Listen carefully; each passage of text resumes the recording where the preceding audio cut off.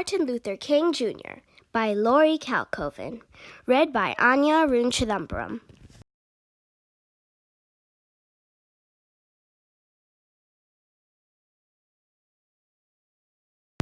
Dear reader, I was 8 years old when Dr. Martin Luther King Jr. died. Too young to understand fully what had happened, but old enough to know that our country had lost a great man. In learning more about Martin's life to write this biography, I finally understood just how great he was. Martin's belief in positive change through love and nonviolence made a real difference. When people around him were, understandably, reacting to racism with anger and violence, Martin held firm to his belief that only peaceful action could change the world. I hope Martin's life will inspire you, as it has inspired me, to always meet hate with love and believe in your dreams to create a better world. Lori Calcoven. Today we're going to read Whites Only on page 16.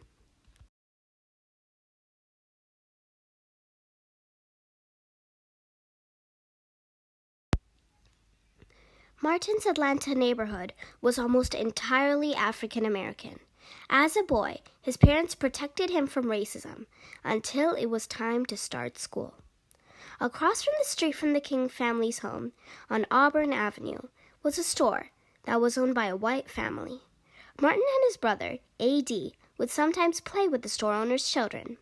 When Martin was 6 years old, shortly after he and his white friends had started their separate schools, Martin and A.D. crossed the street to find their playmates. The boys told Martin and A.D. that they couldn't play with them anymore because they were Negroes. Words matter. When Martin was a boy, Negro was a polite term to refer to an African Americans. Many people, however, used the word colored. Others insulted adult men and women by calling them boy or girl instead of by their names. There were bigger, uglier insult words as well. They were used to make black people feel small. Martin and his brother were confused and sad. When they told their mother what the store owner's children had said, she was not surprised. Instead, she explained to them why their family didn't go to the movies, eat at nice restaurants, or go to the town's best schools. Mrs. King taught her children how to get along in the world of Jim Crow laws, but she also made sure that her children knew those laws were unfair and wrong. You were as good as anyone, she told Martin. Martin agreed with his mother. He knew the Jim Crow laws weren't right, and he was going to make a difference. One day, I'm going to turn this world upside down, he promised her.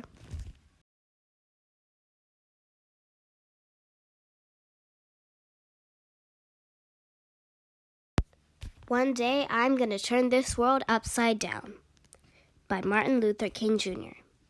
Despite his promise, Martin experienced racism again and again.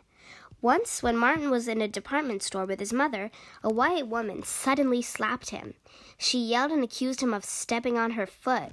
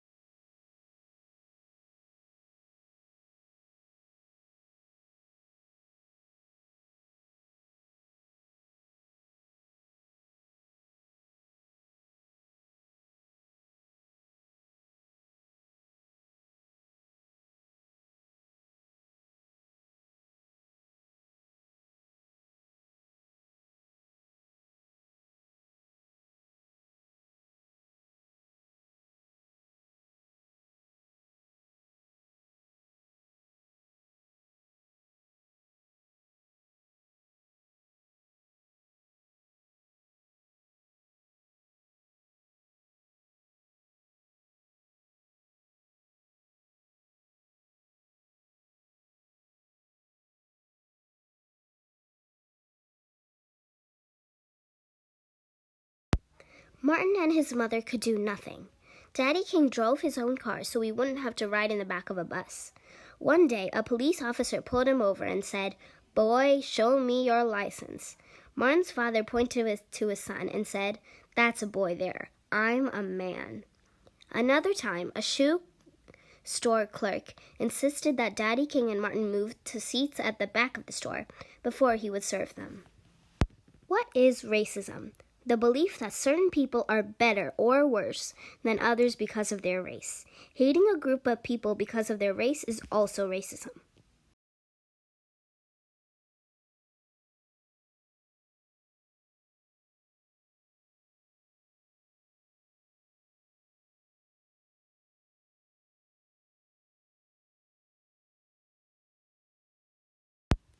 We'll either buy shoes sitting here, or we won't buy any shoes at all, Daddy King said. They left the store. When Martin was 14, he traveled to a public speaking contest with a favorite teacher. Martin's speech, "The Negro and the Constitution," won first prize. In it, he argued that Jim Crow laws were unfair. On the ride home to Atlanta, the bus driver ordered Martin and his teacher to give up their seats to white passengers.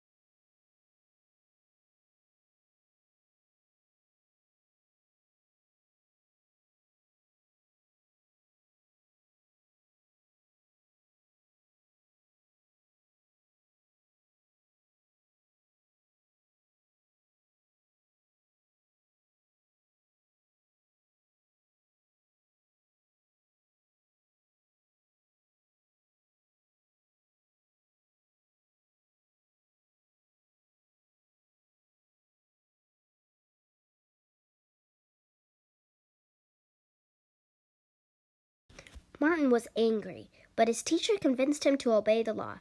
They had to stand for the 90-mile trip home.